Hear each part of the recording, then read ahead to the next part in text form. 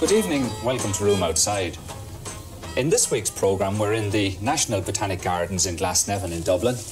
Later in the programme I will be taking heather cuttings and doing a few little jobs in the 10-pound vegetable plot, but first the Botanic Gardens.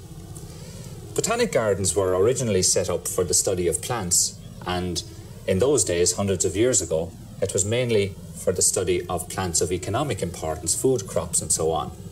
Nowadays, they are still, of course, for the study of plants, but they also have a teaching function for gardeners and horticulturalists, and also for the public to come and enjoy.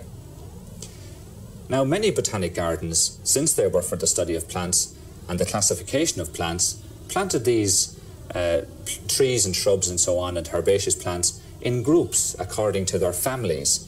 And this can be quite unattractive because a lot of plants of the same type put together isn't the nicest of things to look at. This is one of the traps that the National Botanic Gardens in Glasnevin hasn't fallen into, because although the plants are classified and by group and so on, they have been arranged in such a way to give a visually pleasing effect. For example, this is the conifer area, or perhaps I should say one of the conifer areas. It is a collection of conifers, and yet they are used in a way which complements each other. We have golden leaf types, such as the golden macrocarpa, and blue leafed types, such as the blue spruce, and then lighter greens, of course, and darker greens. And also a range of sizes, from small to the very large sizes, and then also planted in the area, not conifers, are some of the broadleaf trees and shrubs, such as the rhododendron planting, and then coming around to some of the bigger broadleaf trees, such as the willows and the mountain ash or sorbus.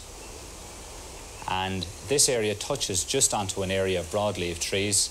We have the large London plane just coming into leaf at the moment, and of course the weeping willow behind the statue. And where you see a weeping willow, it's a clue that there is water around somewhere, because that is the best place to plant a weeping willow, where it complements the water.